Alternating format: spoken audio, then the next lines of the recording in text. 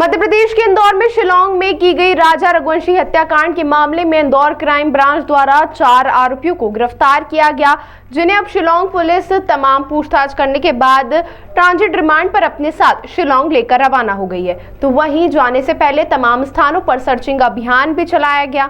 Indore crime branch additional DCP Rajesh Dhandotiya के मुताबिक Shillong police द्वारा कुछ सबूत दिए गए थे।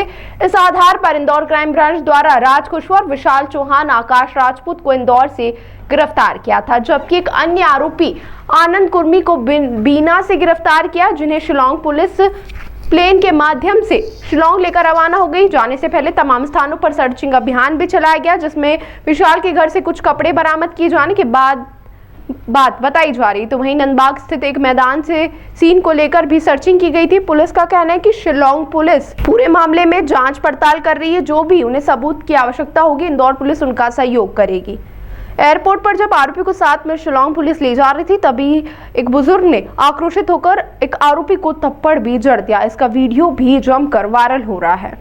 देखिए, ये जो शिलांग पुलिस यहाँ पर आई थी और 7 को शिलांग पुलिस आ गई थी। इसके बाद लगातार इसमें सर्चिंग ऑपरेशन चलाया गया था और 4 संदिग्धों को हिरासत में लिया गया, जिससे पूछताछ के बाद स्ट्रॉन्ग एविडेंस मिलने के बाद आरोपियों को अरेस्ट किया जाकर उनका ट्रांजिट रिमांड लिया गया, जो कि माननीय न्यायाधीश महोदय के द्वारा इसमें 7 दिन का ट्रांजिट रिमांड स्वीकृत कर दिया। और कल रात्रि में इंडिगो फ्लाइट से 9:45 पर शिलांग की टीम आरोपियों को लेकर शिलांग चली गई और शिलांग पहुँच भी गई है। मेरी डीएसपी क्राइम से बात हुई थी, वो पहुँच चुके हैं आरोपी। कुल मिलाकर इंदौर पुलिस का शिलांग पुलिस के साथ असिस्टेंस था, वो चूँकि अब वहाँ चले गए हैं, लेकिन इन्वेस्टिगेशन उनकी जब तक रहेगी, जिस तरह का भी उनसे सहयोग मांगा जाएगा, इंदौर पुलिस लगातार उनका सहयोग करेगी। From the very first day Indore police उनका सहयोग कर रही है और लगातार कोऑर्डिनेशन में DCP crime branch Rajesh Tripathi sir उनके लगातार कोऑर्डिनेशन में है। सर, कल जो यहाँ पर सर्चिंग हुई थी उसमें कुछ अभी बरामद? देखिए, इन्वेस्टिगेशन के दौरान इनके द्वारा जो शिलांग की पुलिस थी, इनके द्वारा सर्चिंग की गई थी। विशाल चौहान के घर भी गए थे, वहाँ पर भी कुछ एविडेंसेज के रूप में इन्वेस्टिगेशन के पार्ट के रूप में जब किया गया था। इसके अलावा और एक ग्राउंड में एक एविडेंस के रूप में एक ग्राउंड की भी, मैदान की भी सर्चिंग की गई थी। तो ये सर्चिंग के बाद फिर विक्टिम के घर भी गए थे और वहाँ पर भी कुछ पूछताछ की गई। कुल मिलाकर इन्वेस्टिगेशन में क्राइम ब्रांच उनके साथ रही और साथ में एयरपोर्ट छोड़ने तक उनके साथ थी। तो रात भर में बदमाशों की पूछताछ में क्या बताएगी, कैसे मर्डर करा? देखिए, चूँकि जैसा कि मैं बताऊं, उनको हिरासत में लेने के बाद शिलांग पुलिस के द्वारा इसमें इन्वेस्टिगेशन की गई, उन्हीं के द्वारा इंटरोगेशन किया गया था और पूछताछ के बाद फिर स्ट्रॉन्ग एविडेंस मिलने के बाद उनको आरोपी बनाया गया। तो ये बात सब थी कि 50,000 रुपये भी दिए थे और शिलांग करने के लिए? ये इस तरह की कोई बात ऑफिशियली शिलांग पुलिस के द्वारा शेयर नहीं की गई है इंदौर पुलिस के साथ। सोनम इंदौर आई थी सर? इस तरह की बात चूँकि कल मेरे साथ दोनों ही डीएसपी ऑपरेशन और डीएसपी क्राइम ब्रांच, उनके जो शिलांग के मेरे साथ ही थे, दोनों टीमें उनकी यहीं पर थी।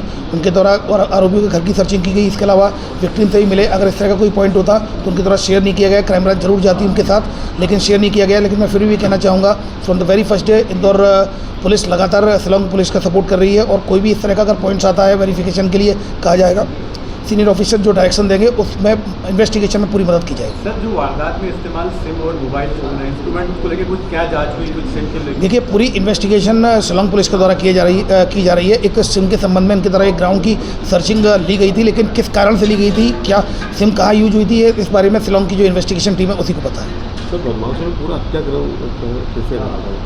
ये पूरी जानकारी चूँकि कड़ी उनके पास ही है, उनके पास सारे आरोपी हैं इस समय। और जो जहाँ से भी जो उनको लिया गया, सोनम को भी वहाँ से नंदगंज पुलिस ने रिकवर किया है।